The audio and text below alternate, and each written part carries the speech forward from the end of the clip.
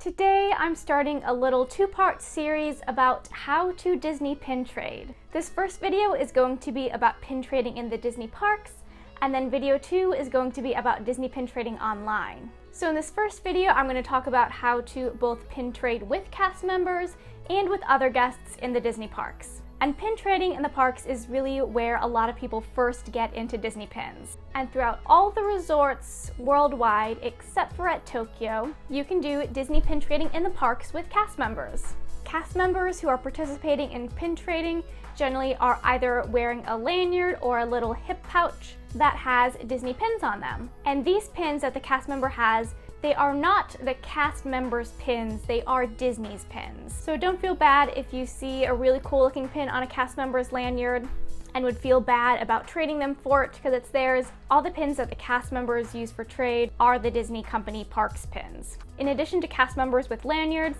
a lot of places throughout the parks will also have big pin boards, and some locations will have pin books that you can also trade at and that follow the same rule as trading with cast members. If you go to disneypins.com, which is the pin section of Disney's merchandise website, they actually go through a very nice little guideline of pin trading etiquette with cast members in the parks. Basically, the main criteria that you need to follow with trading with cast members is that the pin has to say copyright Disney on the back. As long as the pin has copyright Disney, that means it is tradable. This also means that fantasy pins or fan-made pins cannot be traded in the parks. You can't trade pins from other parks such as Universal or other non-Disney entities, but you can trade pins from places like Hot Topic or Box Lunch, which are Disney licensed pins and have copyright Disney on the back.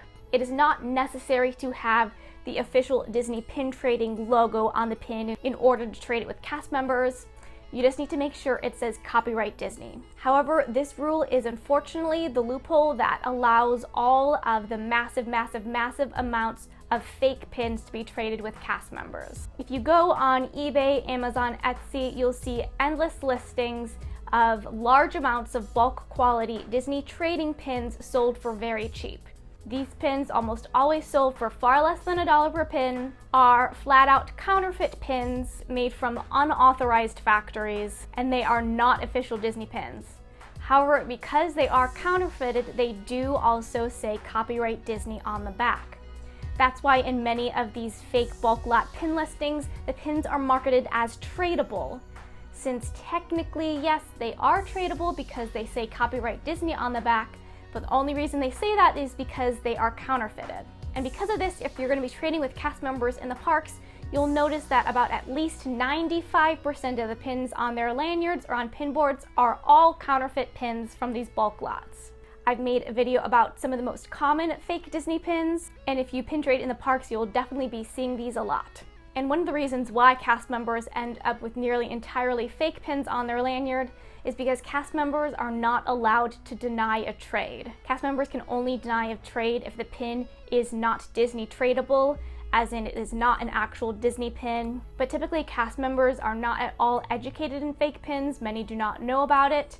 And I've heard from a number of cast members that it's their policy to just accept all trades, because if they turn down a trade, that is ruining the Disney magic. So some of these cast members will recognize that they are being traded fake pins, but say it's a little kid whose parents unknowingly bought a counterfeit eBay lot, they don't want to turn that down and ruin the pin trading magic. Some cast members who are aware of fakes will try and clear out some of the fake pins that they have on their lanyards, but if you look at the quantities that some of these bulk lots are sold in, there are thousands of counterfeit pins sold every day, and Disney simply isn't able to keep up with the volume of them coming in. So if you are pin trading in the parks, trading counterfeit pins is technically against the rules because those are not actual Disney pins.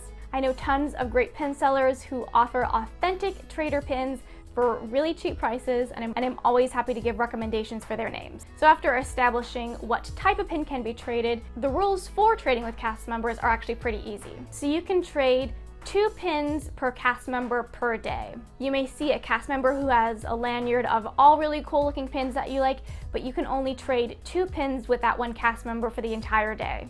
If you do have more people in your party, each person can trade up to 2, but once you've interacted with that cast member for the day, then that's it. Cast members will typically hold up their lanyard so you can see their pins, and And a big rule is do not go and touch and grab at their lanyard and pins. You may kind of point at which pin you're interested in looking at, but don't actually touch it, don't grab at their lanyard. And then typically when you're trading, you'll then hand over the pins that you want to trade to the cast member, and the cast member will hand over their pins to you. For pins that are being traded, they all need to have the rubber Mickey pin backs. The rubber Mickey pin backs are notorious for coming off when being worn and jostled around on lanyards, so just be aware of that when trading. Disney pin trading etiquette also states that guests should offer up a pin that is not already displayed on a cast member's lanyard or pin board, but that rule unfortunately does not seem to be enforced at all, since on pin boards you'll oftentimes see 5 of the same pin on there, and that's just because in these bulk pin lots, there's only so many faked pins that they have available at one time,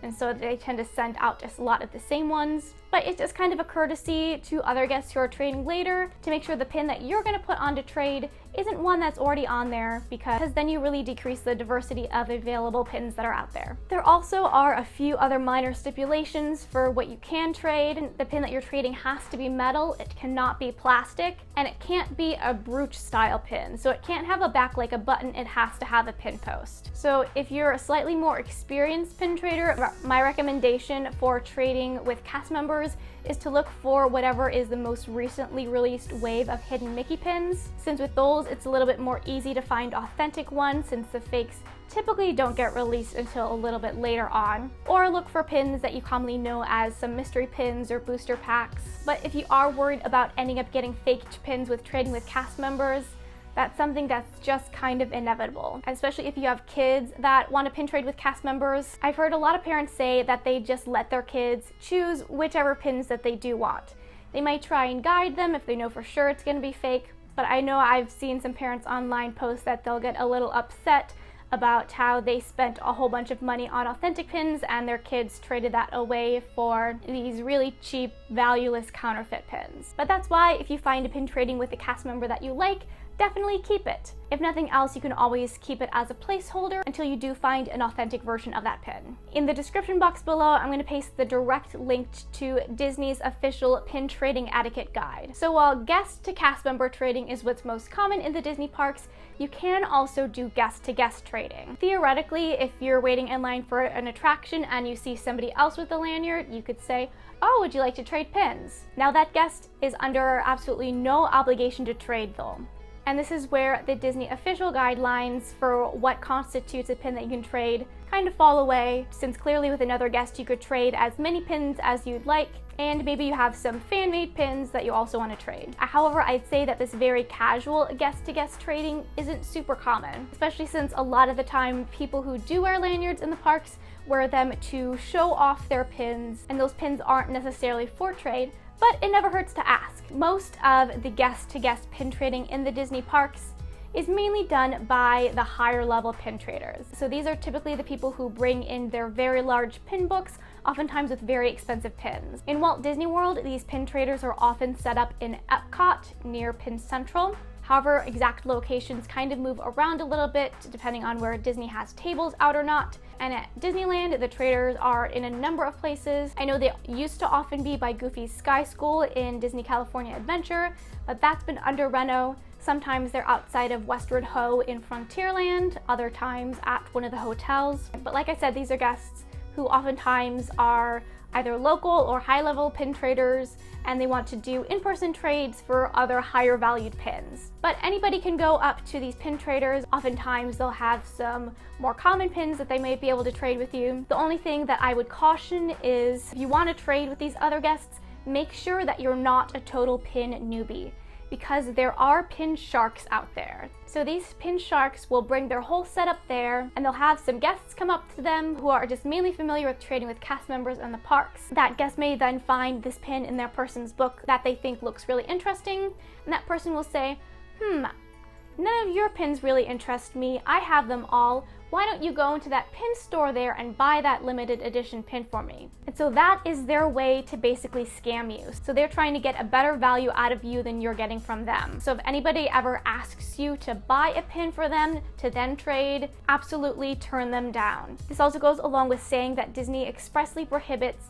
the use of money in exchange for pins. Of course, except when you're actually buying the pins in store. So saying if you're trading with a person, you cannot just buy that pin off of that person. You can certainly do that when you're off of Disney property, but within the parks that is expressly against the rules. I've also heard of some of these pin sharks that they will have counterfeit pins and will try to trade their counterfeit pins for real pins with unsuspecting guests. So that's why if you do want to do any guest-to-guest trading in the parks, I'd suggest being sure that you know what you're getting into. But especially out in Disneyland, that's where a lot of the very high level, very well known in the pin trading community, people go to trade their very high-end pins. So pin trading in the parks can range from just trading hidden Mickeys with cast members to guests trading with other guests to get their grail pins. I wanted to close with what Disney has listed as their very last point on their etiquette guide, and that is the most important etiquette to remember is to have fun collecting and trading. So do stay tuned for my part 2 in the How to Disney Pin Trade series, where I'm going to be talking about how to Disney pin trade online. And that's going to be including trading on Facebook, Instagram, and PinPics. And this is where, even if you don't get to go to the parks or don't get to live near the parks, there's still a really awesome and vibrant Disney pin trading community, but things also get a little bit more tricky when you do move online. Let me know in the comments if you have any other specific questions about Disney pin trading, and thanks for watching!